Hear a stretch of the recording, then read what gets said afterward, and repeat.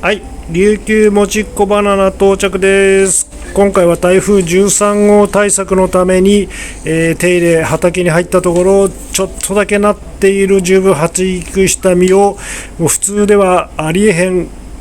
当日出荷で遅れなく翌日に届きました。収穫日の翌日に到着というのは通常では全くありえないことですし、やったことはほぼありませんけれども、ゆっくりしてると航空便も遅れちゃうもんで急ぎ出荷してくれて、収穫日翌日到着という離れ技です。